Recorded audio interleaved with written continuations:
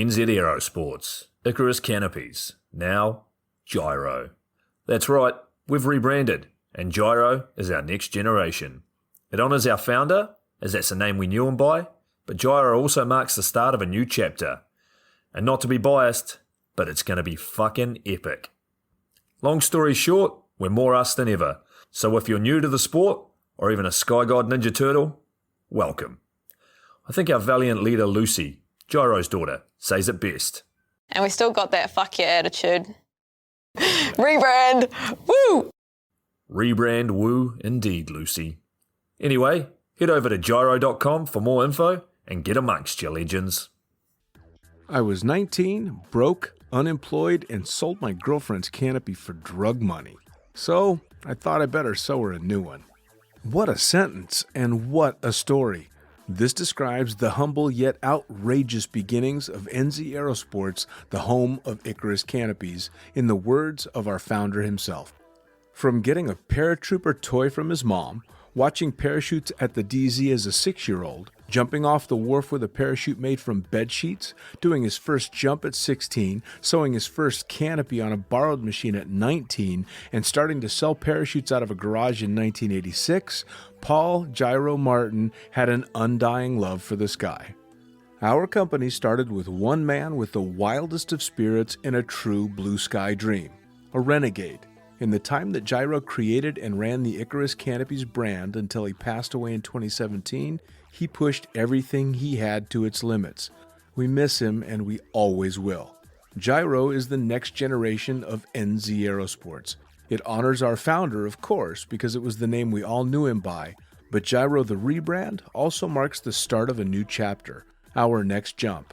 Gyro is the space between sound and silence, art and science, chaos and calm. Gyro is a state of epic tranquility that transcends understanding. That moment, in the door, in free fall, mid-swoop, where nothing but the present exists. A perfect balance of euphoria and thrill. Gyro captures our passion for flying and our commitment to designing break-the-fucking-rules canopies that deliver pilots pure, wild flight. Hey gang, so I got a new book out. It's called The Upside of Fear, and it's exactly what you think it's about. It's about the good side of, well, getting scared. In it, we talk not only about the science and biology behind fear, but the psychology as well. And it's not just coming from me, it's coming from some of the best in the sport. Omar Alhigelan, Jeff Provenzano, Maxine Tate, and so many more have contributed their sometimes terrifying stories to the book to help you overcome your fear. So head to the lunaticfringepodcast.com. You're going to find the link to the book there, as well as the other books. It's available in ebook, paperback, hardback, and audiobook right now. Coming straight from the cockpit, it's another episode of Lunatic Fringe with the fucking pilot.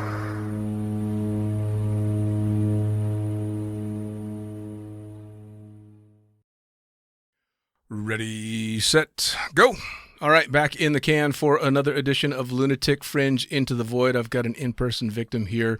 We're on the tail end of the lockdown, so I actually get to bring people into the studio now, which makes it a lot more fun. So let's just dive on in. Who the fuck are you? What do you do? Hey, I'm Antz Hansen from New Zealand, and I'm a extreme sports photographer, travel filmmaker, and skydiver. Awesome. A Kiwi, first off. Yeah. That's cool. Yeah, I'm fond of Kiwis. I got to spend a little bit of time that way. There's a few of them hanging around. One or two. I'm guessing you probably know most of them. Yeah. There's, one of the reasons why I came to the Middle East was because there was a good rep from the Kiwis that were based here. Oh, nice. And yeah, it was good. Having friends straight away. Very cool. Now, how did you, that's a pretty specific side of photography. How did you get into extreme photography? I mean, you got to put yourself in some pretty rough situations to get the shots, I'm guessing. Yeah, absolutely. And it all started like I was a young commercial photographer when I left school. I left school really early, just on my 16th birthday. Oh, okay. And started in a studio straight away. And I always saw skydiving or parachute, the New Zealand Air Force throwing people out of an Andover round parachutes back in the 80s. Nice. And I always looked across and went, wow, that's kind of a cool thing to do, get a T-shirt and do that once. Sure. And so that was always a goal when I was 12 years old to go, hey, when I'm 15 and I'm old enough, I just want to do the jump and do a T-shirt. So I've done it anyway. German class, 2 nice students said, hey, we're going to go and do our first jump course. Do you want to come? And I was like, oh, you're very cute. Oh, yeah, I'll come. Yeah, of course I do. And I'd seen this parachuting from my balcony at Whenuapai in New Zealand in Auckland. And so I was like, oh, yeah, I'll go along. So 2 nights of training, Tuesday, Thursday, through the Air Force, through their parachute training unit. Okay. And Saturday came and it was crap weather, and the girls didn't turn up. And so I was like, fuck. So I did it anyway. I thought, I've done this. I've paid the $150. I've got to give it a go. And so I did went out on the Saturday for Saturday morning training. Of course, it was really windy. And this was 1984. And so it was put off. And then 2 weeks later, it was the 1st of April, and that was jump day. Wow. And so that was my first jump. Round parachute, I think, on April T10 Fool's or Day. something, April Fool's Day. Awesome. Girls didn't turn up, and I did, and that was it. My parents shouted me McDonald's afterwards as a celebration. Nice. And it was like, oh, wicked. Nice. And loved the exit, loved the canopy ride, hated the fuck out of the landing. Yeah. It was horrible. I can imagine. And so I did 3 jumps. I think I did a bit of damage on the 3rd one and went, hey, I've got the T-shirt. That's it. I'm done. You know, this round parachute stuff is shit. Right. And so anyway, I was on Monday to Fridays, I was a photographer. And then friends said their family were starting a drop zone in New Zealand, which was the first non-club drop zone parakai parachute centre. And they wanted some students to boost their numbers. Sure. Would I be keen? I was like, nah, I've done it, you know. Oh, they've got those square parachutes. And I was like, oh, wicked. I tried to flare my round one. I thought they were really cool. Right. And so I was like, yeah, I'll come along and do it. So Tuesday, Thursday night again, jump on Saturday. And once again, I just wanted to try the square parachute. I had no goals of, skydiving. And so I finished, we went to Matamata and jumped out of 182. And I had a premature on the climb up. Jesus. Because I think the jump master was a bit excited, and he sort of, All right. and now looking back, I know he really fucked up. But, Right. Came down, then back up, and then the next time it was like, hey, you can do another jump, $35. And I was like, that's gear hire and stuff. And I was like, shit, yeah, I'm here. I'll do it. Yeah, I want to just do another one. Next one was a DRP because I'd already done a couple. And then before I knew it, I was like, oh, I want to do my first activation. Then I want to do a 5-second delay. Then on to 10-second delay. No such thing as AFF or tandems. Right. And so that was it. But I never wanted to mix my photography with skydiving. I wanted to keep my Monday to Friday. It's commercial. I was photographing lettuces, people, Sure. dead fruit, whatever. Right. And on the weekends I'd skydive. And then winter came along, and on weekends I'd ski. So I never crossed over until I started seeing other people's photography, and I was like, oh, I think I can do better than that. Sure. Well, it's because most of the people were like me. I got into skydiving, and the only reason that I ever picked up a camera was because it was the first, easiest, and most available way for me to turn a buck in the sport. So at obscenely low jump numbers, I had a camera helmet with a Canon lawn to the top of my head and a high-8 video camera, neither of which I knew how to use on the ground. I set the focus to infinity on the Canon, jumped out, pushed the button, and looked at whatever that was it. So my introduction was completely backwards. I was the skydiver that only used a camera to turn a buck. Yeah, and I think that's what happens. People go, oh, no one wants to jump with me. I know, I'll jump camera. Yeah. And for me, it wasn't like that. I wanted to, I came into skydiving in New Zealand at a really fortunate time. There was, there's the old washover from the 70s and 80s of big baggy suits. And there was a 4-way team in New Zealand called Vertigo, and it was Gyro, Graham Taylor, Jenny Millington, and Craig Stevenson. And they were travelling a lot, and they're doing really good 4-way for New Zealand, slick suits and ripstop, and everything was like quite, compared to other people on the drop zone, it was quite cool. Sure. And so I saw that as the standard straight away. I didn't come through sort of wayward Sure, lessons. I had some sure. really cool role models around me for skydiving. So anyway, I came through and I never wanted to pick up my camera on the drop zone because it was like Monday to Friday I'm carrying a camera. On the weekend, Right. what builder goes to the drop zone and wants to build the drop zone, Right. So it was like kind of kept it really separate until one day I started shooting. I was testing a camera and I was like, carrying around the drop zone. Anyway, won some awards for some photography and then got noticed and they said, we're just starting it. This is 1990, starting a drop zone in Queenstown, a tandem operation. It was the first full-time tandem operation in Australasia. And they said, do you want to come and jump camera? And I was like,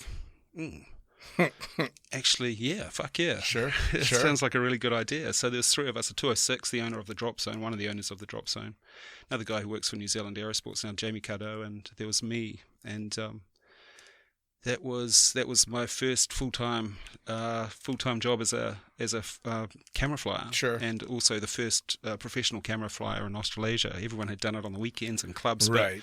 but this was the first professional drop zone. So my claim was, hey, I'm the first That's awesome. professional camera flyer in Australasia. And I love filming tandems, and I always saw it. And it was an early stage of tandems. Ted Strong had come to New Zealand in '88, and he'd taken some skydivers doing tandem instruction courses. There's rating instructors like Al Romain and a few others Right. that wanted to be tandem. And once again, I thought those tandem instructors were like camera flyers or camera people on the weekend jumping cameras. Sure. People who didn't want to jump with them, they'd go, "Oh, Right. I take." So probably attracted some not healthy people because they weren't getting a lot of airtime. And they thought, "Hey, well, taking someone was a way of jumping with people." So Right. fuck that. So I never the amount of tandems I'd seen, I just wanted to fly camera, and that was my priority. It was like it was film, Sure. still, and everything was like trying to hone the perfect storytelling Sure. from gearing up to the plane ride, to in the door, the exit, the drogue release, the the wide shot of the scenery in Queenstown spectacular. Oh, yeah. So you got this huge lake, mountains coming up 6,500 feet beside you that you're jumping down in front of. And so scenery-wise, it's spectacular. Oh, yeah. Stuff to But beat. also, I was a manual shooter. Everything was on manual. I'd look out of the plane. My Olympus OM1N was on my head. ProTech helmet looking out going, bit of cloud. I might have to shut down or open up a bit. So I'd reach up and click round half a click or something to Right. expose. So that was my start in extreme photography, I guess. Nice. But then I crossed over into winter sports because skydiving isn't really busy in winter. Right. So I became a qualified ski instructor, but I also started filming skiing with the same passion of filming skydiving. Nice. So crossed between the two. And so summers I'd be jumping out of planes, and then winters I'd be instructing and filming. That's epic. Now, what was the name of the guy that did the Warren something or other did the winter? Warren Miller. Yeah. No, he so was a real role model. So it's for me, Warren Miller in skiing, and there was Norm Kent and Patrick Pass Sure. in filmmaking. So I always saw that stuff and went, wow.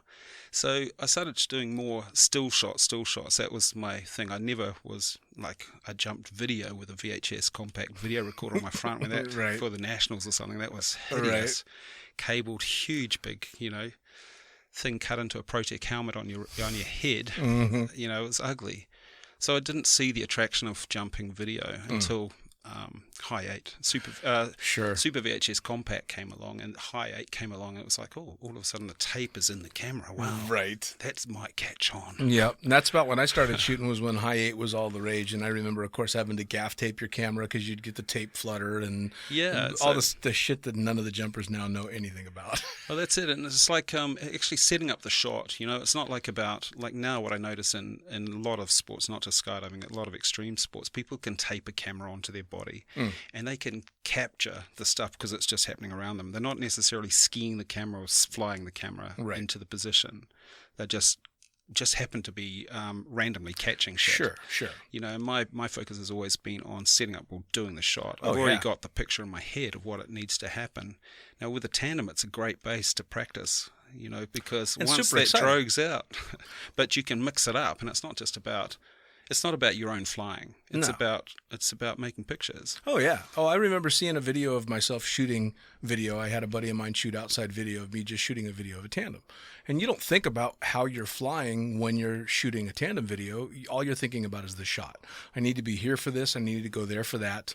Whatever it is you want to produce for that particular image. And then we watched the video backwards, and I was just slack-jawed, horrified at what I looked like flying, because I looked like a fucking moron. One arm here, one back there, foot twisted this way, kind of sideways, but my video is rock solid and exactly where I want to be, but I look like I'm having a seizure. Yeah, I think that's the important part as well, and you'll get that in interesting exits. Doesn't matter if you're exiting behind a 16-30 way or whatever. Yeah. Or an AFF. AFF can go pretty wild sometimes, depending what you're doing. Can. So, it's pretty interesting. But it's being adaptable, but always your head is the most stable part of the whole scenario. Exactly. And everything flails around it, but it's also compensating around it. Sure. And so it's got to be intuitive. You can't be flying a camera if you're not happy with what you're up to. No, you can't be thinking about body position and trying to get the shots. With that, it sort of got a bit of a reputation for filming, and then there would be what was it? Some agencies would turn up and want something filmed in free fall, of course, and that would be rigged up, or I'd be rigged up with some old World War II gun camera on top that would be spewing film, and that was hideous because you'd never jump it. It didn't fit, and it was really heavy. But they had this vision of what they wanted, but the reality of what you could actually film in freefall was another thing. Right. So New Zealand, it was great for skydiving for me. It was a perfect base to really launch into sure sort of extreme sport, and especially Queenstown, because it was the home of bungee jumping. Right. Home of AJ first Hackett. tandem. Yeah. AJ Hackett. That started at the same time as us in Queenstown. Oh, wow. 89. Yeah, I mean, Queenstown is kind of world famous for extreme sports in that kind of genre. It is now, and back then there was only a handful of us doing it. How cool is that? Well, you'd know everyone. We were in the Parapint Club. We'd go down and get special deals on Guinness afterwards with the Parapointers. Awesome. And it was a good little community. Sure. In the summer there's rafting, mountain biking, climbing, winter snowboarding, skiing. Well, in a place like that. And so it attracts like people. Sure. And if we meet people in a city, they'll go, "You're a freak. You jump out of planes." But in Queenstown, it's normal. Sure. It's like, oh, he's an extreme mountaineer, or he's just summited Everest, or he's raft guide, or he's Sure. So there's all these people that are passionate about something that they're into. Right. Well, and I suppose it's akin to meeting a ski instructor in Vail. Of course, other people might think you're nuts for doing that for a living or that lifestyle, but in Vail, it's just another ski instructor. It's a business. Yeah, absolutely. And so, I started shooting more motion, and then I loved traveling. I ended up breaking my back skiing. I'd already, the season before, I'd broke my tailbone skiing. Jesus. Skiing off a cliff accidentally. Well, if Bono and Kennedy are any... So that was a little bit mishap. That kind of put me in hospital for 7 weeks, and I came out and I met this Canadian girl, and she was going to France, and I thought that was a bloody good idea. So I jumped on a flight and went to France via 2 months in Thailand rehab. Oh, there you go. Got to Europe and started filming more ski stuff, and so I had crossed over from skydiving to snow, and there was huge business for me in Europe, filming luxury resorts, ski resorts, accommodation, and then the extreme part of the skiing part. Sure. So I did that, and then in the summers I'd skydive, and then ended up in Emperor Bravo. Okay. And by accident, really, I got down to, I'd finished a ski season in Cromontana, instructing there. And it was a bit of a shit season, no snow, no money. Couldn't really afford to fly back to New Zealand. It's a one-way ticket to Europe. Had to make my money to get back. All right. And next minute, it's like I'm heading down to Barcelona on a long train ride from France, sorry. Got there and I was meeting up with a new operation, setting up a 182. And it didn't turn up, so we ended up doing a lot of groundwork, getting this tandem operation started. Sure. In AFF tandems, just out of a 182, a couple of us, the owner and me. Anyway, the first day it came in to take off in Castellón, it was, the pilot came and landed hot. powered up to take off, or to drop the first load. Right. And I was remembering I was watching the World 500 GP motorcycle race in the container office, looking out and going, wow, the first load, we're underway, the drop zones all go. Right. 182 comes in, it's a bit hot, and it's like, bro, you need to go around. He climbs out, but turns on the climb out straight away because he didn't want to go over the houses at the end of the threshold. Next minute, he's stalling into a motorised glider on a 172 on the ground right beside a fuel tank. So it was like Jesus. kind of... that was ugly, and I kind of saw my job go up, with that. In smoke. There was all of a sudden shit. So we sprinted over, pulled him out, and he luckily just broke a couple of ribs, but the 182 was on its nose, fuel all over the tarmac. It was pretty ugly. Oof. So we pulled him out, and then I just remember this guy, Scott, who was on the Spanish 8-way team. He goes, shit, I'm gonna ring the guys, the president of the Spanish Skydiving Federation, I'll let him know. And so he goes, hey, there's this Kiwi camera flyer here who needs a job. And Ivan, who ran the skydiving at Emporia Brava, then said, he was one of the owners, said, send him up and we'll see what he's up to. So I jumped on a train the next morning, 7 hours to Emporia Brava, got off, and there's all these people sit flying and swooping, and it was just like I'd seen in the movies. From Wings Came Flight, there I was, and I was like, there's no way I ever thought I'd be working in Emporia Brava, Sure. or let alone visiting Emporia Brava. Right. So rocked up there, and Bruno Broken was off to the World Meet with Marco Manna, and they needed someone to replace him. And now there's a lot of instructors sitting around going, yeah, I'll fly camera, but there's no camera flyers. Right, So they looked right. at my show reel and went, when do you want to start? So that's when I started jumping at Emporia, and that was Wow. amazing because it was like here, the mix of people that turn up to jump is insane. Yeah. You got from free flying and free flying was really new then. It was sit flying mainly then, and it was 96, 97. Which is when I got started, and that was when places like Paris Valley and Eloy were going off, and my heroes were, obviously the big Flyboys. Yeah, of course. Fritz and Mike and Eli. Clowns. Yeah, I knew them and jumped with them and had met Olav and Omar they were heroes. I was watching their Chronicles videos, which were the greatest fucking things ever at the time, of doing all the shit that I daydreamed of. And the next thing you know, holy shit, that's Omar sitting across from me on the load. So same kind of thing too. You're just in awe. It's amazing, and then you start jumping with them, and it's and because I was really saying yes to any sort of form of skydiving to film, and I was focusing just on filming. It was amazing, and plus the difference within New Zealand. New Zealand's drop zones are focused just on tandem. Sure, it's like a meat factory of it's bores the fuck out of you. It's like as a skydiver, it's you don't have chance to recover. It's just sure. Same. And drop zones are like in Emporia. You were mixing up with coaching, AFF, tandems, camera flying, Sure. Load organising, skydive view, whatever it might have been. There was a real mixture of interesting work as Sure. a skydiver. And so that was good. And plus, there's a location that's amazing. Of course, yeah. with I guess it's like in the Middle East with so many different nationalities. Of course, there's politics sometimes with that, but Yeah. everybody comes back to the same thing. They all love skydiving and flying. Of course. Well, and speaking of New Zealand, I know for anybody that their skydiving career started there, it would get pretty burned out pretty quick. But a lot of us Americans, when you hit that point where you had enough experience to try and travel a little bit, it was the greatest thing in the world to be able to spend summers in the States and then piss off to New Zealand and chuck drogues there. So I went and worked for Davey and Kelly and Ballistic Blondes, landing. Wicked with Rob Pine and and landed on the beach in Paihia.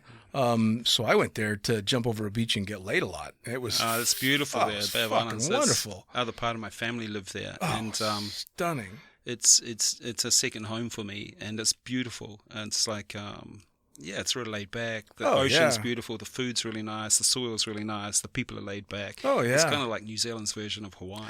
Well, one of my favorite things about the country in general and that town specifically is I became really good friends with a woman by the name of Paitangi, who is one of the elders for the tribe that's there. And I was getting ready to do the Russell to Paihia swim. I didn't even know that was going on, and I was a distance open water swimmer at the time.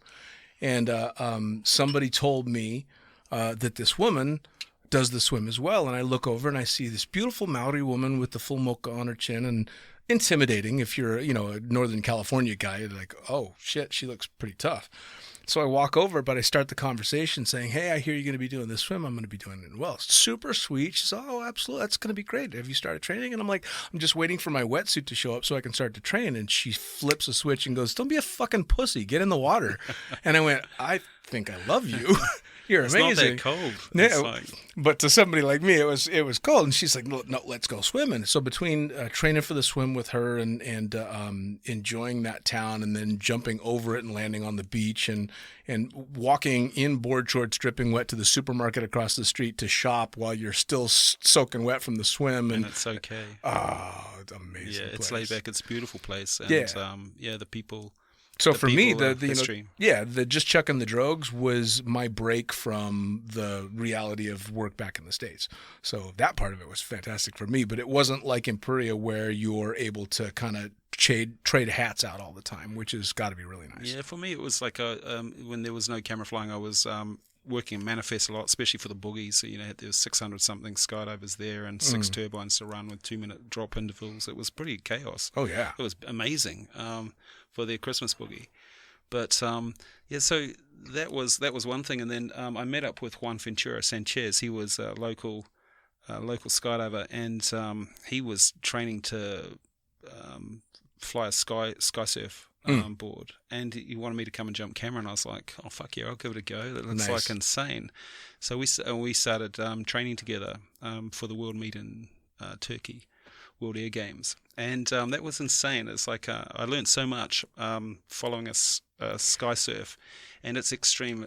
Juan on the X Games, he had the largest, longest board. It was like about 2 meters. It was insane. He's tall. He's like 6'3", 6'4", I think. Sure. And he's a pilot now in Qatar, I think. Oh wow! Flying jump planes, and anyway, it was amazing. And I started doing more and more video. I had invested in this little Sony PC7, I think it was, which was quite amazing because it was small. Oh yeah! And so I was using that for skiing, and I wanted it set up for Emporia. It's pretty epic. So it was amazing. And so I've mounted Knut Krecker from was it Clowns? Oh no, Flyboys. Yeah. Yeah, he was like, I had just bought this Kevlar helmet, and I remember him in beers one night going, get the fuck rid of that Kevlar, that helmet, and get a Gath helmet, just low. It's like, sell it while you can still get $500 for that helmet. Right. And so I kind of got this helmet set up, and it was amazing. It was like I was just that, like the camera was drilled to the side of my head. Right. It was low, it was small, it was kind of like pre GoPro, but really good quality. Sure. Really nice. Anyway, we just had a ball just jumping, and oh yeah. And then that was more and more motion. So I just concentrate on motion and editing. I learned how to manually edit when I was making ski films in the North Island on Mount Ruapehu in 88, 89 before I shifted to Queenstown. And that taught me basically how to edit with tape to tape and stuff, and mixing in your CD through a mixer. That's the old stuff. And then I took that into skydiving and tandem skydiving with how I'd produce videos and stuff. But it happened fast. And then Red Bull, Juan did a deal with Red Bull that was wanting to get into Spain, and this was Red Bull was illegal in some of the places like France at that stage, and they wanted to get exposure for it. So we got a deal where we were getting a pallet of Red Bull a month, and we were selling it to nightclubs in Emporia because Red Bull said, you sell it, make the money. Right. We were selling it for, I don't know, cheaper than they could get from Red Bull. We were promoting it, and then we were also using that money for training, and we were the first Red Bull sponsored athletes in Spain. That's and awesome. That was in 97. So That's that was awesome. crazy. And then the Spanish 4-way team snuck in on the deal, and the rest, I don't know. But yeah, that was crazy. And then that kind of led to more TV stuff. Anyway, long story short, I met this woman, dragged her back to New Zealand, got married, and started my own TV show back in New Zealand, but all based on extreme sports. And what a place for it, because not just Queenstown, but New Zealand has become almost synonymous with every different type of extreme sport you can think of. Yeah, and like you said before, like why you went to New Zealand, it's inverse season, so it's a real melting pot of internationals coming down off season, and it doesn't matter if you're a skier or a skydiver. You know, in the ski industry, I've done 39 seasons working in winter. Wow. And that's a lot of winter, you know, and a lot of back-to-back France, New Zealand, because it's winter. Sure. But 39 seasons of it as a professional skier, and snowboarder, but we won't talk about that because it's not my better days. Right. And you know, when you're skiing with a camera, it's far easier to ski with a camera than snowboard with a camera. Snowboarding with a camera, you're always on your knees. You've got one side you can film on, but I'm skiing and filming handheld cameras, broadcast cameras, big Jesus. red cameras, beta cameras, whatever it might have been. So it was like kind of, it's a real melting pot. People would come down, German ski team, US ski team. You know, I've worked with Herman Meyer, Bodie Miller, millions of, not millions, but lots of national teams coming down. Shaun White, snowboarder. Yeah, spectacular snowboarder. So all these people are starting to film, like what I was seeing in Emporia with the mixture of skydivers. I was getting that mixture in snow sports as well. How cool is that? And then started more, did the World Heli Challenge, and the World Heli Challenge is about some of the world's most extreme skiers. Now there's a free ride world tour, but the thing about flying or jumping or skiing camera is you have to get to the zone. You can't film it on the sideline, so you have to be incredible at that. Sure. Now the helicopter doesn't drop us in a chute when we're skiing. You know, someone dropping this gnarly untracked line. I've got to sort of kangaroo my way into the chute with my tripod and camera gear. I don't have assistants and people going, hey, come on, get me makeup. It's like I'm getting my shit in there, so everything's loaded for the helicopter, what it can take. And you're getting into some gnarly shit. Yeah. And also some scary gnarly shit. Like the biggest thing is avalanche, really. Yeah, I was actually just going to say I was watching a Netflix documentary, and the name of it is escaping me, but it just released, and it's got a mix of surfing and wingsuiting and skiing. Magnetic, yeah. I haven't seen it yet, but it's good. But I remember thinking as I'm watching them film, they've got one perspective is a guy watching this avalanche film, go past him. That might be me. With the skier going, it's fucking ridiculous. Yeah, it's like I was filming the World Heli Challenge, and there was who was it? Very well known US free skier. But anyway, he had cut this face. It's like choosing a line, and it's showing fluidity and cameras around the zone. And I'd set myself up on this. Probably this face where I thought was quite safe. Sure. And it's like I'd made that call, and it's like it's pretty sweet. So I've got my tripod set up. I've got this big broadcast camera on the tripod. I'm out of my skis. I'm standing. I've got about 100-foot cliff behind me. Probably wasn't ideal. Right. But I'm looking up at this face to my right, Looker's right. Old Ted drops, and he sort of cuts across the top and releases this face. And I'm looking through the camera filming this shot as he releases the face going, Ted's fucked. That's the first thing I basically thought of. Is like, he's brown bread. Yeah. This is ugly. Come on, Ted. And so he cuts his way out of there. And as I pull wide, I see the avalanche is actually coming for me. And I'm like, even just thinking of it now, that little flush through your body, I'm going, fuck. Yeah. And it's like, shit. And I hear on the radio they're going, avalanche, and it's like, it felt like me, it happened half an hour ago by the time they reacted to it on the radio. Sure. Just saw the snow coming towards me, like this whole face, and going, I can't do anything. And then I was planning my exit strategy once I got swept off the cliff. So thinking that there was a line of choppers underneath me. There was also medics or ski patrol guys with dogs underneath me under that 100-foot cliff. So I kind of thought through that stage while I was still filming. Sure. My exit strategy was, I'm fucked, I'm going to get swept off the cliff, but these guys are ready to pick me up or dig me out, hopefully. Right. So that was kind of my attitude with, get the shot. Because there's fuck all else I can do right now because I can't put my skis on and ski out. I'm stuck here. Anyway, it turned like probably about 15, 20 meters in front of me, which probably sounds like a big space, but in the size of a whole mountain coming at you. Yeah, no. It's like, and it was a little bit lower than me, and it, like a river flowing past, I felt the heat of the friction of the snow wash over me. Jesus. And I know it wasn't just fear, right, but it was like one of those moments was like, fuck.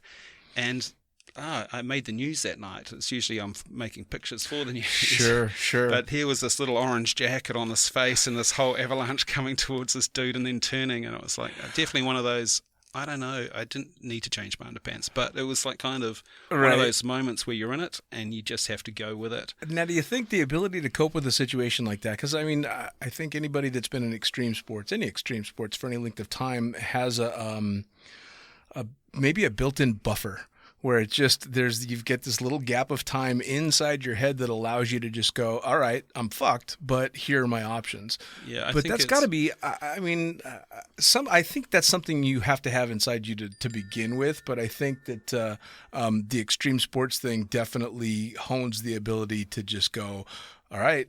I think it's currency. You know, it's like you, as a pilot, you can react to things far better if you're current than. Sure. And same with a skydiver, same with a skier. Sure. But with the camera, you've got a lot of other elements because you're carrying a lot of shit with you, you know, and your backpack's full of batteries, so there's a lot of weight and stuff. So I think it's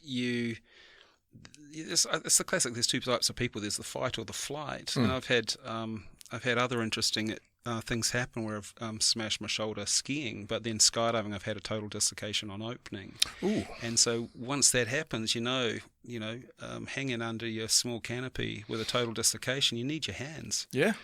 So there's not a lot of options except go, okay, I've got to put my shoulder back in, and then I've got to get the shit. And you're hanging over 3,000 feet over Brisbane, or to Gulawa, I was in Australia for Jesus.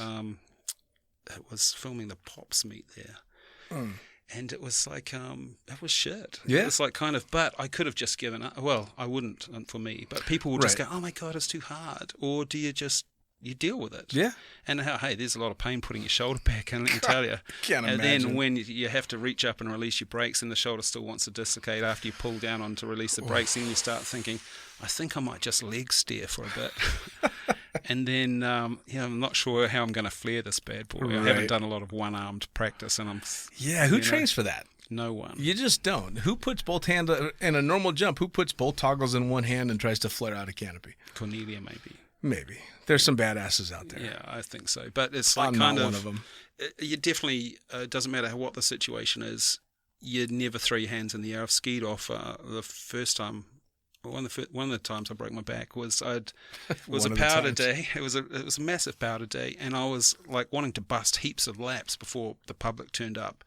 Beautiful snow, Coronet Peak, Queenstown, New Zealand, and it was nice. It was the perfect day. I rocked up thinking I'm going to smash lines, and that was it. Second run, I hadn't scoped where I was jumping. I'd jumped there before. I launched off this little hill. It wasn't much, but you actually traveled a lot of distance, and you're like a couple of meters off the ground, 3 meters off the ground maybe, but you traveled maybe 80, 90 feet.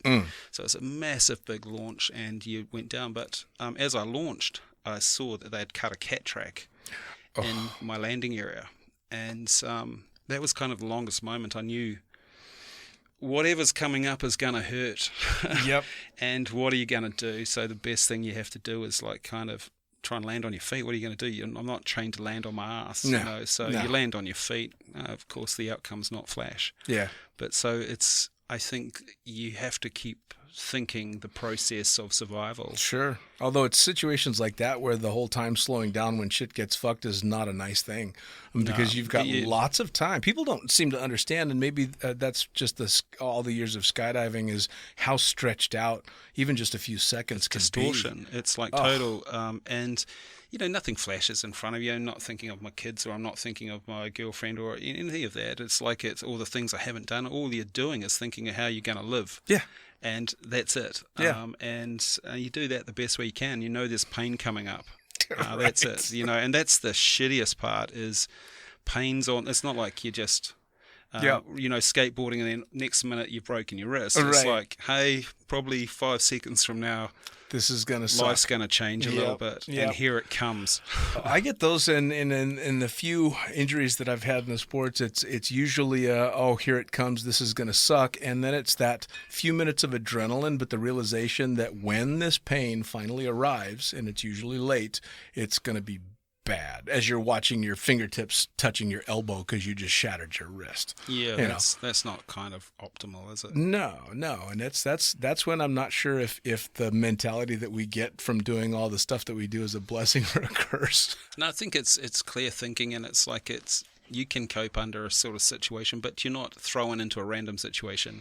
Everything takes training. Sure. And it's that training that sort of trains your mind. Sure. It doesn't matter if you're in business or relationship or, training your body and health. It's Right. like it's the training that gets you the best possible result. Yeah, no, for sure. And it's like kind of trying to make it up as you go. It's not going to, I just might give this AFF. No, don't worry about the AFF. I'm just going to go straight to 15. Yeah, right. It's like you've got to train whatever you're doing. And I think what skydiving teaches you is discipline, because you're only progressing as fast as you can. You're not kind of let loose. Right. There's quite good sort of benchmarks that you've got to reach to do that, and you can cross that over in other parts of your life as well, I think. Sure. And That's actually one of the big differences between skydiving and base jumping is base jumping you can really attempt to exceed your ability, whereas with skydiving it's much more regimented. So, which is also one of the reasons I'm not a base jumper. I think with base jumping, you know some right people, and you can jump up there and go, hey, sweet. But it's like kind of Right. with skydiving and planes involved, there's rules involved, and that's a good thing. Yes, yeah, no, I know. completely agree. I'm a big fan of rules in that particular venue that keep me safe and alive. And I think with base jumping as well, and I've only done 6 in my life, and it was old gear and stuff, but it was like kind of, you kind of want to follow the rules base jumping as well. Sure. And, Oh, yeah. and who you're mixing with, that's going to set the Sure. set the standard of, being loose in base jumping's not probably the sport for you. No. No, well, and I've heard stories from a lot of the people that I've had on the podcast that are hardcore base jumpers and skydivers as well, and they tell stories of the ones that showed up clearly not really knowing what's going on, and those guys aren't around anymore. Airtime is a wonderful thing, and you can get most of it Oh, out of a yeah. plane first, and then Yeah. hone those skills, and then go base jumping. Yeah, Absolutely. for sure. Now, is a shitload of skiing, shitload of skydiving, are those the only sports primarily that you cover, or do you go other directions as well? No, it's like I love surfing. Been like a crazy surfer. Our farm in New Zealand was really close to the wild west coast of the North Island, Port Waikato and Raglan.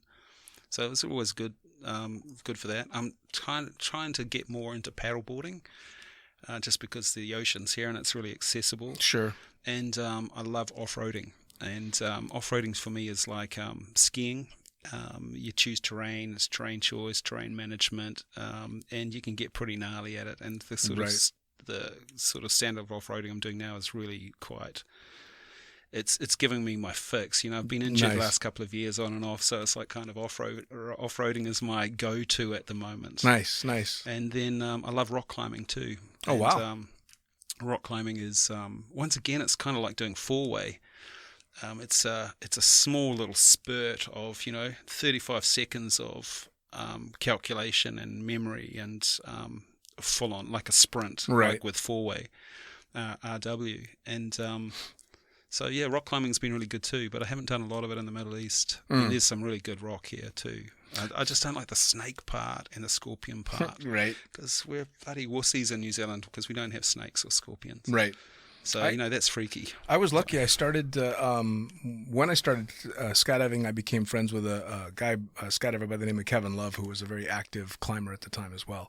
And being in Las Vegas, we had Red Rock, BLM land, literally in our backyard, where there were probably close to about 1,000 pre-bolted sport routes. So, 80 foot up, 80 foot down, of anything from a 5.6 walk up to a 5.14D.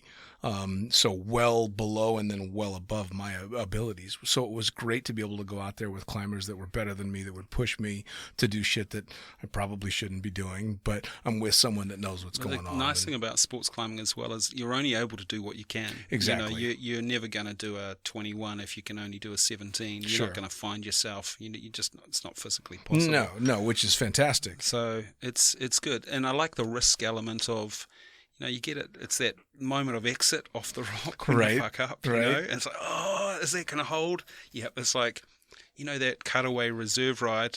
Sure. It's that feeling of just that. How's the pack job on my reserve? Right. And not that I'm, we love our gear. Sure. So but that's the same with ropes and clips on Yes. a rock. You know, Yes. who did the bolt on that sports climb? Exactly. So you start thinking, but you don't want to be thinking about that while you're climbing because it's going to fuck it up, you know. You know, it's funny because I would get a dramatically bigger buzz off of climbing and the prospect of falling than I would off a normal everyday skydive. And it's a good analogy to use to the cutaway reserve because it's very much like that, but it's every single time I was on the rock. Yeah. And I went out and Kevin as well was teaching me how to lead. And I was able to lead stuff without a fall that I was having a hard time getting up top roping. And he's like, that's completely backwards. What's wrong with you? And I'm like, I'm terrified to fall when I'm leading. So I ended up climbing better, not worse. But I think it was because when I was top roping, I was willing to take more risks or maybe rush a little bit more or something like that. But the intensity level for climbing was always like over the top for me. Yeah, I think it's a good alternative, but like in Wanaka, it's probably like in Vegas where you've got all those bolted options, and there's shitloads of it, and it's kind of like living at a surf beach and not going surfing, rock climbing in Wanaka. So it was good, but you know when you're jumping and it's blue skies, you don't have time to go rock climbing. So Sure. when I finished, you know, life as a professional skydiver, like 7 days a week, looking out at the weather every morning, going, "Am I working today?" Right. And then I started taking up other things as well. I love sailing as well. My plan is to leave the Middle East in a boat and sail around the Med. Nice. Just surf spots and photography spots. So Nice. that's it. Now, do you have other aspirations in regard to taking your photography different directions besides just the snow skiing and the skydiving type stuff? Well, actually, there's new pictures in my head that I want to achieve skydiving, and so you know I've been battling injury the last couple of years, and so you know coming out of summer here, I'll be more radical and get more into some filming projects I've got in my head. Nice. But yeah, I dream of making a gardening TV show. And that's because you know I love gardening and an extreme gardening show, and that's one of my things of going, yeah, fuck yeah, that would be really cool. Sounds really weird, but wait till you see it. It's going to be amazing. That's funny. You know, I always find endless amounts of entertainment in talking to different jumpers and the things that they enjoy outside of skydiving. Because there's such a normal picture painted of a skydiver that we must love all this extreme shit, and if we're not jumping out of airplanes, we must be doing something else crazy. And then you'll sit and talk to someone and find out that Joe Blow loves to crochet. You know, no, don't do that. But I know what you mean. Yeah, and it's always so cool to find out, there's a plan B and a plan C, and there's all this other stuff that, you know, it's... When I was young, as a young skydiver, every moment of my time, and it's like that with anyone learning the sport now, it's like it consumes you. It's like every moment, where am I going to get my next jump? Right. When is it? How's the weather? Can I jump? And I'm there. And you're doing, you know, if it's one jump a weekend, it's taken all weekend just to get that because of weather holds or whatever, or if it's 10 jumps a day, right, you're there for it, you're ready, you know, you've got jump tickets, you're ready to go. right. And then Monday to Friday, you're going, okay, when can I get back to the drop zone? It's like kind of... And snow was like that for me. Sure. Surfing was like that for me.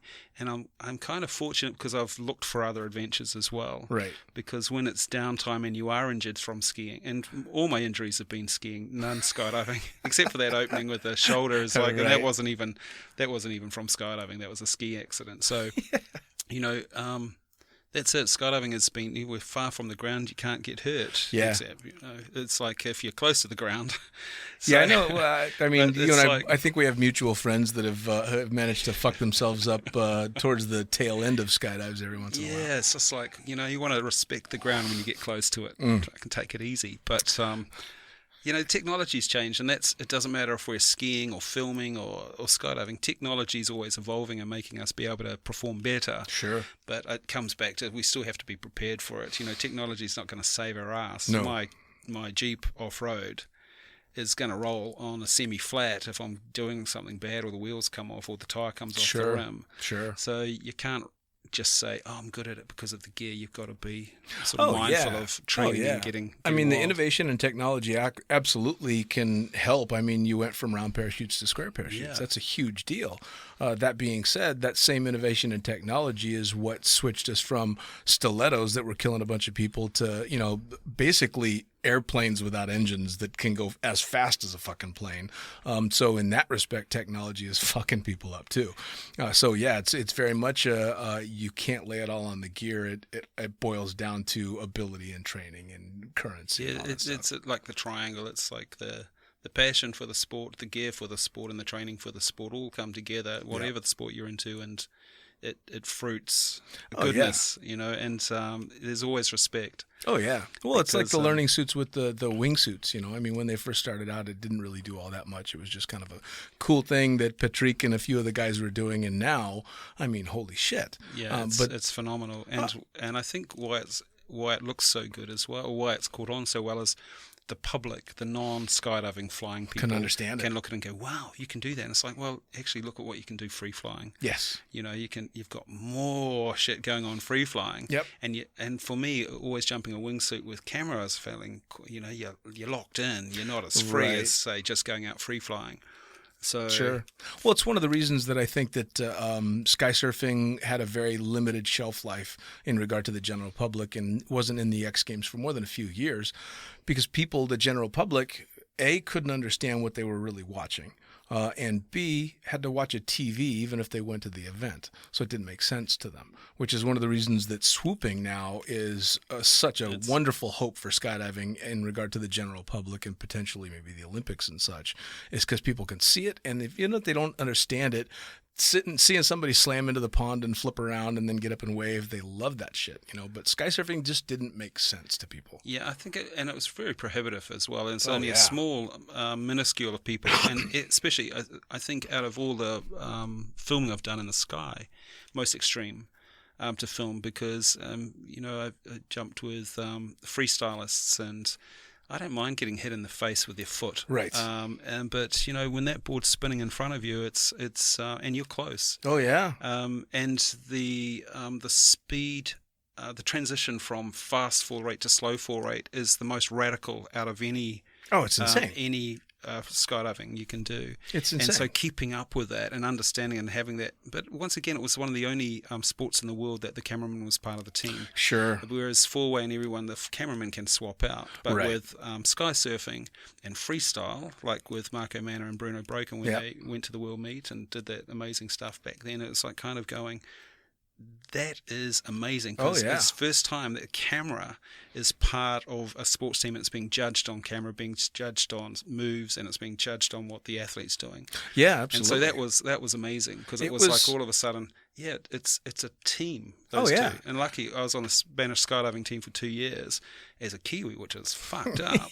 Right. But because I was a camera flyer, and there's not a lot of camera flyers who were filming sky surfing. Sure. That's actually how I became a decent camera flyer in the first place. Was I was shooting video, again, like most jumpers, just to shoot video, get some jumps in. And then I started shooting tandem video, but I became good friends when I worked in the wind tunnel in Las Vegas with an instructor that worked there as well, a lady by the name of Mary Tortomasi, and she was a sky surfer in the tunnel.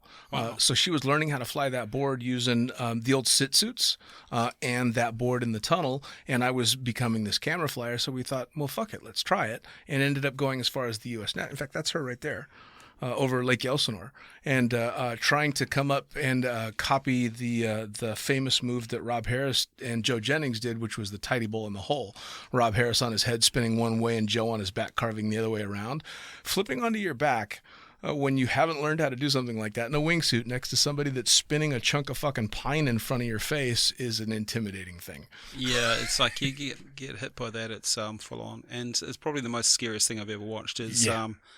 premature deployment, or just being a lazy deployment on a stand-up, and then watching that pilot chute go in between his legs, and then the bag wrapped around his legs, still in a perfect stand-up, and me sitting there in front of him going, what am I going to do here? And this is that was probably the most ugly thing I've seen, because I could just see, like my skiing off a cliff scenario of going, it's going to hurt soon, but for this one, it's not a good outcome soon. Oh, yeah. Well, luckily, he kept his cool, and he just unthreaded the bag and stuff and threw it off, and I was like, dude, the coolest thing I've ever seen. That's when that shit slowing down is not necessarily a good thing, because you're sitting here watching this horror unfold in front of your eyes going... all right, I can think of 862 ways this is going to go really fucking bad, and there's only one way it's going to go good, but how cool is it you're watching him pull out that one way? Yeah, that was incredible. I mean, he had a nasty mel, and we just about had a canopy collision afterwards, but it was like kind of, because I kind of stayed around too long to see if I could do something, but, Right. you know, it's still, video is still in my head. Yeah. But, yeah. Yeah, that's crazy. That was always the toughest thing too when I was learning how to do that, or anything shooting video. And I'm sure you may be the same. You're hoping, and obviously once you get to a level, you know whether or not you got the shot. But there's that moment that you're like, please tell me I had the camera on for that. Tell me there's not a mal that way. Tell me something didn't go wrong. I was looking the right way. Tell me that camera is going to show me. I think for me it's like the reserve cutaway scenario. It's like I depend on my gear and I know it's working, and it's the very rare occasion where you go, oh, I didn't put film in, but you know, it's not. I didn't put an SD card in. It's like it's the chances are, you know, you're looking after your gear, you're looking after your reserve, Right. you're looking after your main, you look after your camera gear the Sure. same. So and it's the same if I'm shooting portraits of someone. Or if I'm shooting something extreme, it's like I know I've got the shot as soon as I push the shutter. Nice. I'm not going, I better fire off 7 frames a second just in case I'll Right. get a good shot. It's like I came up through a film background, and film was really expensive. And if I'm shooting skiing or if I'm shooting skydiving, it was like I had 24 exposures or 36 if I had a bigger budget. Sure. But usually it was 24 slide if I was using it for publicity. And that was $100 that I was Yeah. chalking out on top of the jump price and stuff. So it's like kind of going, if I'm shooting, every shot's got to count. So you've got to rely on your gear, Sure. and especially camera gear and stuff. And you know, you're putting it in some pretty messed up situations. And Sure. extreme cold in the Middle East, extreme heat, humidity, and in the sky, you've got lots of stuff going on. You know, Wow. it's like. I mean, So- and you coming from the photography background, me coming from none, I fucked it up a lot more gear wise than I'm sure you ever have. I think it's experimenting and making sure it's not about the gear either.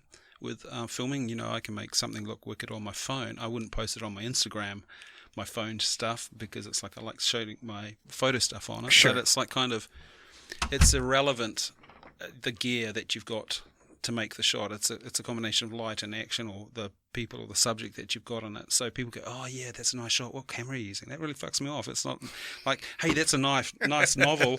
What pencil did you use? Right, You know, it's right. like kind of going, just because you've got a pencil doesn't mean you can write a novel. Sure. So, and that's the same with gear. It's like gear is just a tool. It's like your car or your hammer if you're a builder, or your computer if you're an editor. Right. You know, the computer doesn't do the editing, you do. I often wondered, so I was lucky enough last year to go, and I did the hike to Everest Base Camp. And I took a decent camera and I took my phone. And out of convenience, I ended up almost exclusively using my fucking phone because it was there all the time. And I got good pictures. They weren't spectacular, but they were good. But you're going up and working your ass off to take these amazing pictures with this high-end equipment. Does it piss you off a little bit that some of the shit equipment now is giving people access to stuff that... I think it's good. Everyone's got a story to tell, and I think that's the amazing thing about social media. You know, I used to have to fight. I've made 150 TV shows of my own TV show. Freeze wow. TV, it was like all about... New Zealanders, Australians around the planet. It didn't matter if they were ice climbing, dog sledding, base jumping, paraponting, skiing, snowboarding, whatever. It was all about that sort of genre of television. It was quite popular in New Zealand, Australia, played on in-flight entertainment and stuff. But Nice. it's not about the equipment. And with phones, the great thing is more people can tell a story. Now, I had to go through a whole channel manager and bullshit to get my stories out on TV. Now, people can get really cool stories out on, like, look at our setup here. We can Sure. get great voice out. We can get great stories out. So I think the phone is good because there's lots of stories to tell. I don't see it as competition to me because everyone's got their own story to tell. Sure. I see it as a great way of sharing visuals. And I learned somewhere it's like 96%, or out of all of our senses, 96% is visual. I'd agree with And that. the other 4% is the taste, the feel, etc. Sure. But we've only become very in tune with our technology in the last 50 years. Or you think, go back to, say, sharing stories 300 years ago. How would your family have shared a story? Now, you would have only shared a story if you were from a rich family because you could afford to go to the theatre or you saw some street performance. Sure. or an orchestra, but that's such a small amount of the population. I'll throw back 100 years and we got into film. And so you pay to go see the cinema, you got to see other people's stories in the cinema. Fast forward, we came to TV 50 years ago. Now this acceleration for visual entertainment has gone really fast. And like in the last, 20 years? YouTube came along in 2005. I was making stuff for online in 98, and people were going, oh my God, can I play that on my computer? And it's like, yeah, fuck, play it on your computer. Here's a little download QuickTime, it's free. Right. I'd compress in the little skydive movie or the little ski movie and say, download the software, it's free, and then you can play this QuickTime movie on my computer. Oh my God, that's amazing. And they never really bought into it. Right. It wasn't until YouTube came along in 2005 and went, oh my God, did you see that cat flush the toilet? Oh. And it's like, what the fuck? I've been doing this for 7 years, and it's like, Right. So anyway, people can tell stories a lot easier. Sure. Now you get really cool channels on YouTube. Sure. Like I follow some of my, inspirational photographers or filmmakers or flyers, or, they're all there. Sure. So there's so many more stories. And I think the problem is what you should have done with your camera when you're up at the base camp is actually fucking have it out. Right. I bet you had it in a camera bag. I did. And you don't go skydiving with your camera in your camera Right. bag, do you? You've got to fucking have it on your helmet. Right. So I think, my rule is when I'm doing extreme sports, I don't pack my shit away. I Right. have it out because Right. I see stuff all the time. Right. Now it's easy because you're, doing selfies on your phone. Right. You get phone stuff. But if your camera was out, you would have taken the shot. Oh, no doubt. Well, and it's funny because I was supposed to go back November this year, and of course, the fucking coronavirus has put a kibosh on a lot of travel. So that won't be happening this year, maybe next year. But I got all that out of my way. So that was the thing with that particular trip is it was such a bucket list thing for me that every 5 steps I saw another picture I wanted to take, and the phone was there for music, for this and that and the other, and so it's just click and walk and then click, and literally every step of the way. Now I would go back with a nice camera and a thought. Make it accessible, make it easy. You don't need the shit. You don't need like 5 lenses or anything. I Sure. have rules when I'm traveling to a city. Sometimes I'll only have 1 lens on a body, and because it makes me shoot stuff, and So- I don't go, oh, what lens should I have or stuff. I'll have a 50mm 1.2 or 1.4 on the front, and Now, with that, when you're doing something like that, does that automatically put you in the mindset of I'm looking to compose an image with the lens I know I've got on my camera? Do you just automatically kind of snap into that mindset? I think I'll see stuff. And it's already set up for that angle of lens, Right. and Yeah. I'll see stuff and I'll make it work with that. If it's too far away, I'll get close, And otherwise, my favorite lens is 7200 2.8. It's fantastic. Throw Sure. that on, and when we're shooting action shots or portrait shots or whatever, It's got a portrait wide. action shots. It's like it's my favorite lens. It's very fast, versatile, but it's isn't it? heavy as hell. Traveling with that. Some jobs, and especially if I've got a broadcast camera, I'm carrying sneaking on. Not probably now, I won't. Sneaking on is carry-on because you've got all your lithium batteries you can't put on your luggage. I've got about 18 kilos of carry-on. Sure. And that's just the basics. And so and so I've got cords and power leads and recharges and stuff that are in a bag. So, traveling with camera equipment is a pain in the ass. So you want to keep it as simple as possible. Make sure you've got enough battery and card space and 1 lens, Sure.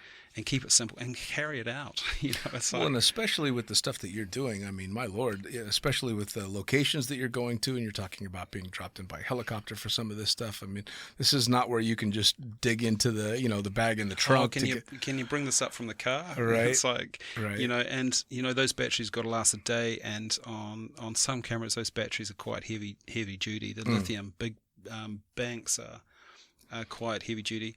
Technology's become more friendly. Battery is still pretty hungry, and especially if you're in a cold environment. Yeah, I was going to you're say, out so a there lot and of the it's stuff that you're doing in the -20. cold, now you got to take, double the amount of batteries for, You kind of just wear it as underwear, and that keeps it nice and warm.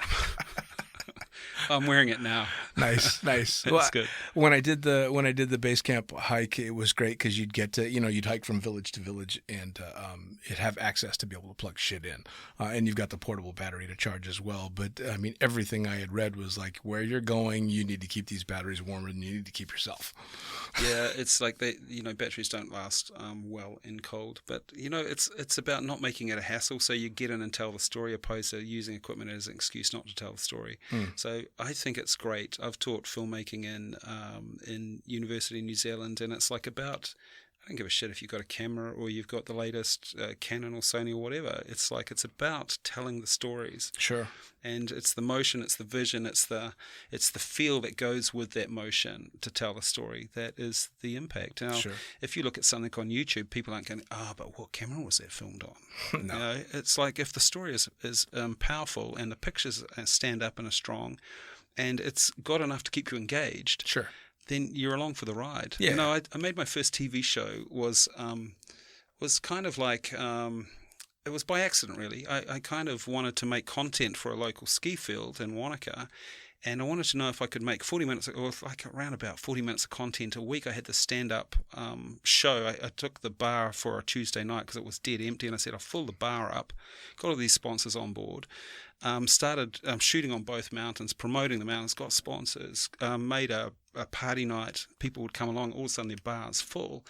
And I started showing my stories from the week before in this bar.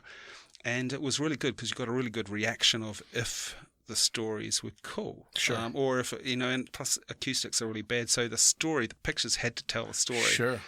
And from there, it became a TV show. That's awesome. But I really got a really good feel of what worked with pictures, how the speed, the timing. And it was interesting because my skydiving career, when I went back to New Zealand, I started doing tandems. What the fuck? It's like kind of because the drop zone was really small, and it's like you can have a job, but you're going to have to do some tandems. Right. And I was like, oh my God. But, you know, a couple of nights a week I'd work in the local cinema as a projectionist, and I got to study film through these, you know, watching Lord of the Rings and seeing it filmed in my backyard and then projecting it for 25 times. You started to see shots and how things work. So... Wow. Yeah, it's like storytelling is really important. It doesn't matter if it's a still image or a motion, if it's skydiving, skiing, or whatever. It's the strength of the image and how you. Now, is still photography still your first love, though? I mean, is that if you had to fall back on anything? Well, you know, I think still photography is pure. It's like I was really fortunate when I left school. I worked with I didn't even know he was famous. He was just this old funny guy, and he had been behind the Iron Curtain, and he'd made these amazing images. And he was really old, you know, he was probably in his, for me as a young 16-year-old, he was like ancient. He was as old as my grandfather. And but his images were really powerful, and his name was Brian Brake. And I didn't realise how important he was until I saw his exhibition in the New Zealand Museum. And it was like, I printed all that. I worked with him on those, and it was quite amazing. Sure. But what was the question again? Just which, if you had to fall back on one, would it be printed? So photography is really strong, and I think anyone who gets into motion with a still background is stronger than anyone who just picks up a video camera and puts it on a tripod and presses record. Sure. Because video is made 25 pictures per second. Right. And it's like if you can compose and capture the light, and photography and film is all about light. Sure. Film is, you get the acoustic part and the movement part and all these other cool elements that come into it.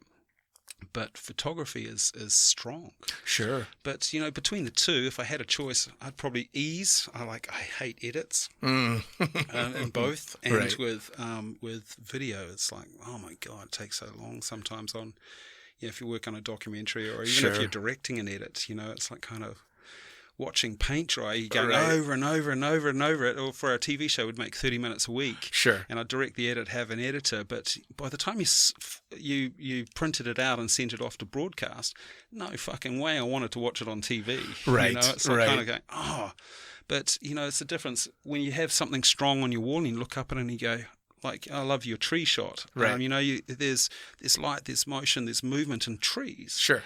And it's like, wow, that's really strong.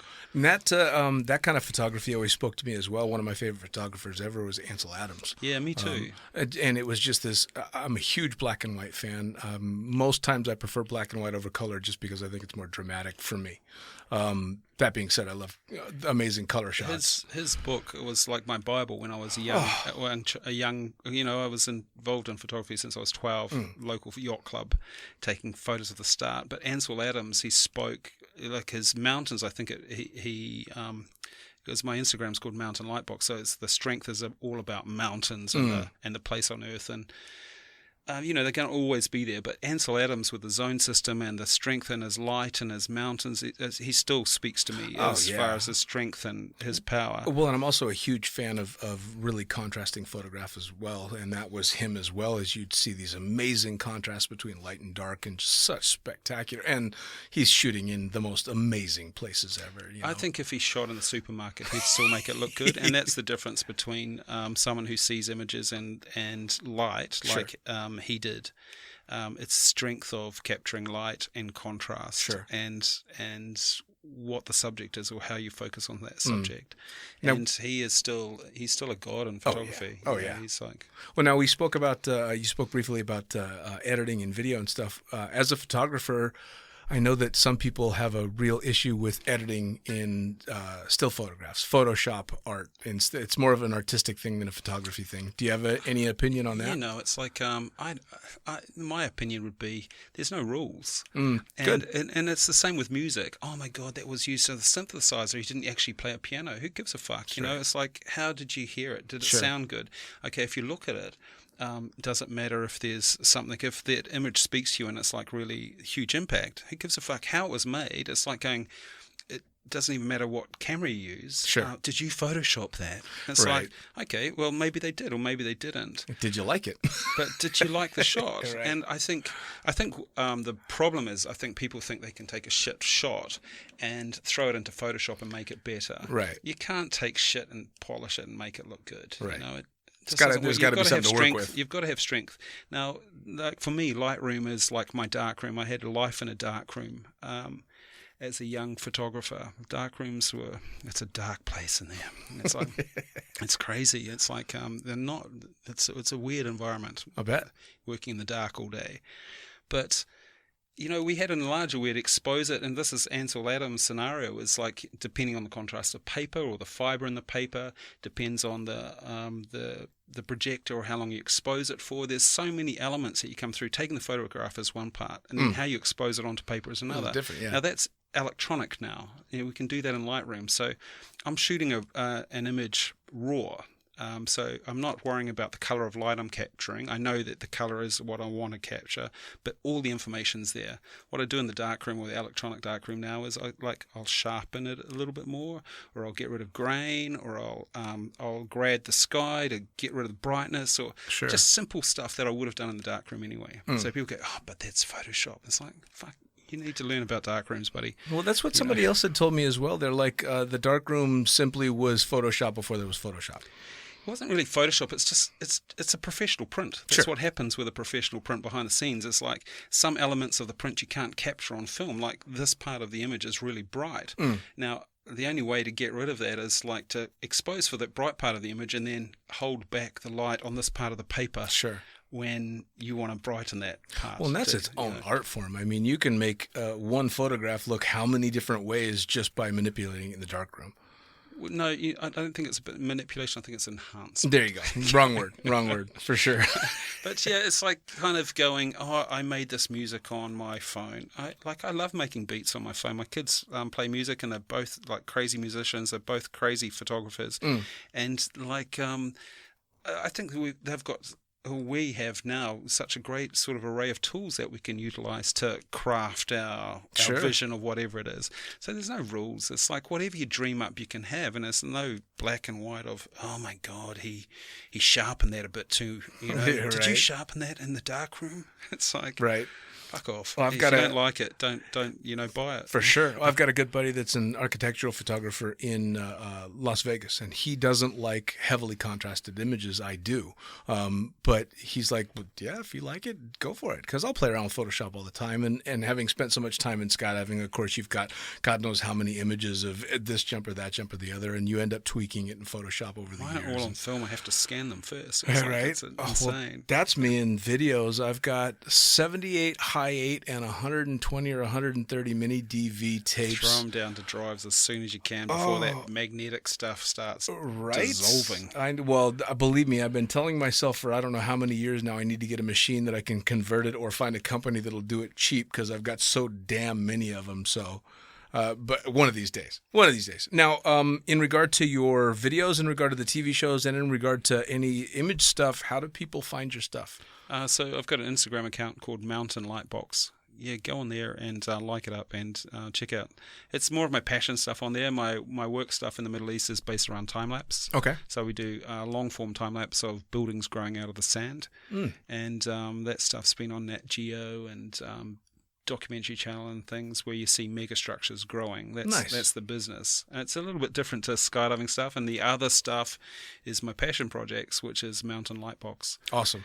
And I think I've got to put more humans on there because there's a lot of landscapes in action. There'll be a lot more stuff coming on there. So Awesome. So Mountain Lightbox is where they check it out, and you're going to be back in the air soon. Jumping, you said you've got some ideas for skydiving projects. Anything you want to allude to, or is it all kind of secret stuff? No, it's not really secret. Like I look at stuff that I've shot a long time ago, and I look at stuff now, and what, like I said before, some people are just wearing cameras, they're not flying cameras, and there's a small few that are focusing on the art of flight, and that's my passion. That's what I really want.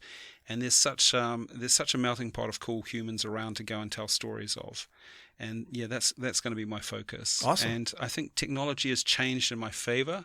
It's become a little bit smaller. I mean, good glass is really still heavy. Sure. I've got lots of weird shapes in my neck and back now from jumping cameras so much. Yep. And skiing and crashing and things, and so. I just want to be. I'm not really a GoPro jumper. I'd much rather set up a really nice camera and shoot. Right. Shoot what I need to shoot, but there's still lots of stories to tell. Awesome. And I'm seeing there's a massive hole for storytelling and flight and things, and so. Yeah, that's my next adventure. Awesome. Well, I'm going to look forward to checking it out, and we'll get you back in the hot seat when this is all done and you can tell us about it. So Mountain Lightbox for passion projects. Keep an eye out for all the other crazy shit you've done. TV shows that you had in New Zealand, is there still ways to find that stuff? No, this is before I wanted to put stuff online. I was getting over 1 million something views per episode, so it's like, why the fuck would I want to put it online and try and be a YouTube or Right. that wasn't even around when I started the show. So I need to digitize that and get that stuff online. Yeah, man, because there'll be a draw for it for sure. That's crazy because the nice thing about what I've done is the people that you meet, and it's the locations and the people you meet and the passion that they have within those locations. Sure. It doesn't matter if they're an ice climber or a crazy pond sweeper. Yeah. It's like there's so many stories out there. Yeah, for sure. And there's so many people with passion, and it's just like kind of pressing record and capturing a slice of that, because as soon as you press record, it's history. Yep. And the path always changes. And so, it's good to sort of take a snapshot of history. That's kind of one of the reasons that I started and still really enjoy doing the podcast is as much as I hope other people enjoy it, at the end of the day, this is for me when I'm a little old man to come back and listen to all the cool conversations with people that were doing their thing, following their passions and following their dreams. And I get to kind of be a small part of every little bit of that, which is a lot of fun. Yeah, I think it's a great way to tell stories. Yeah. And, we've always sat around that campfire and told stories. Yeah.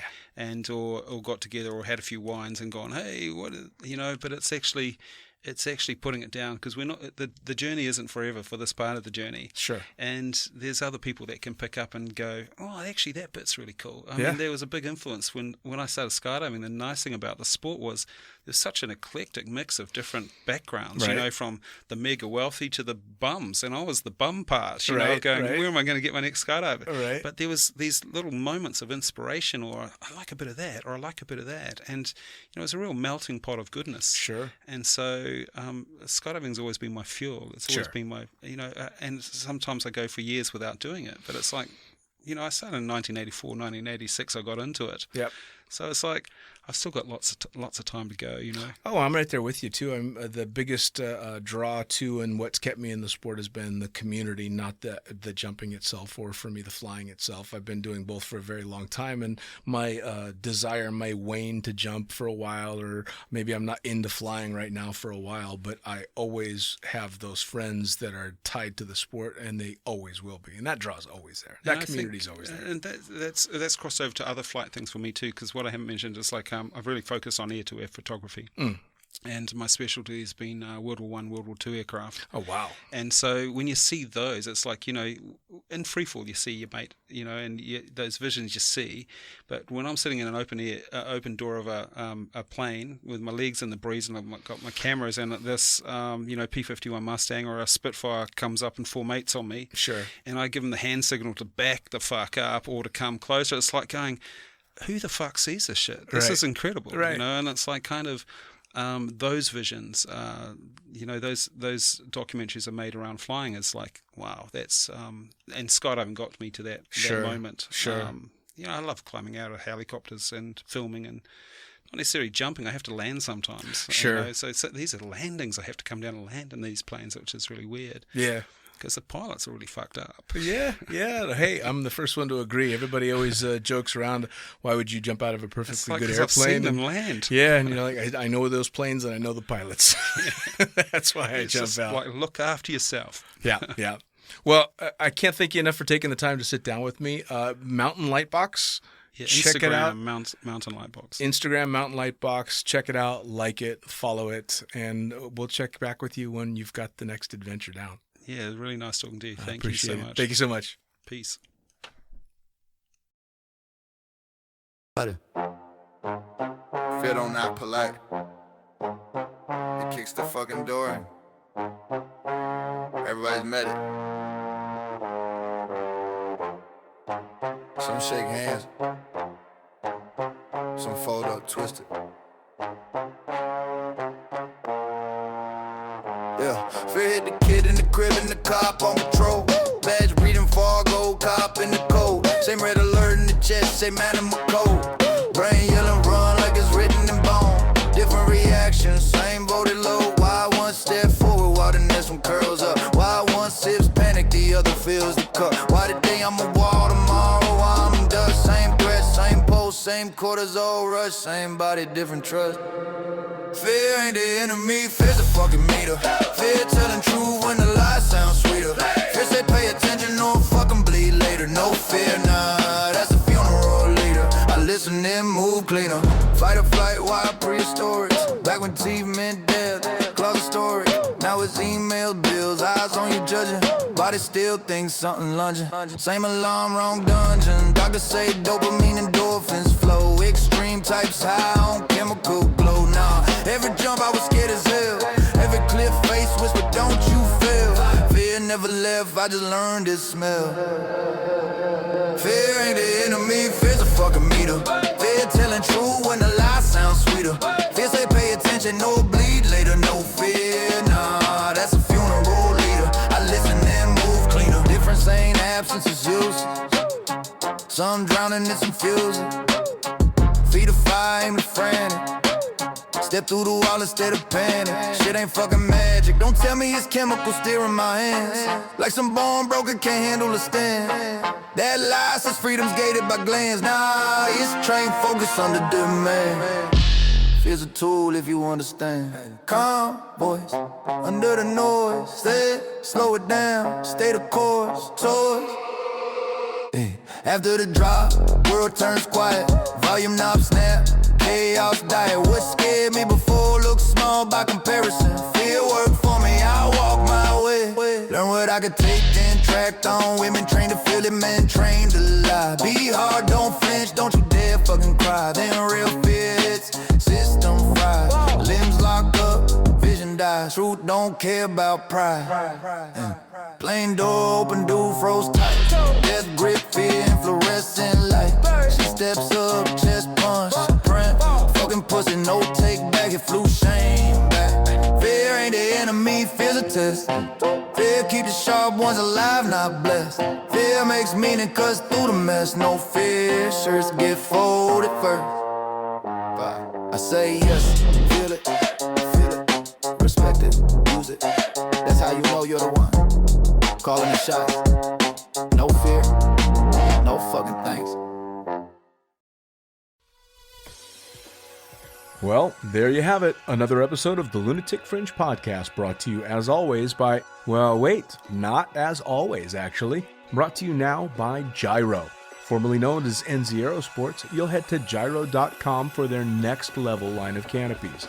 By Pussfoot, the extreme sports collective. Head over to pussfoot.com to check it out. By Summit Parachute Systems. Check out summitparachutesystems.com to talk to Jarrett Martin and the gang about kick-ass pilot rigs, rigging courses, and more. By Flyaway Indoor Skydiving. Go to flyawaytn.com and check out all the cutting-edge stuff to come. By Pure Spectrum CBD. Head to purespectrumcbd.com to check out their wide range of CBD products. And as for us, head to the lunaticfringepodcast.com to listen to any of the hundreds of episodes currently available. Hit the link for our YouTube channel, pick up your copy of the Lunatic Fringe book or The Accidental Stripper, and get a sneak peek at upcoming guests. Once again, thanks for listening, and we'll see you next time.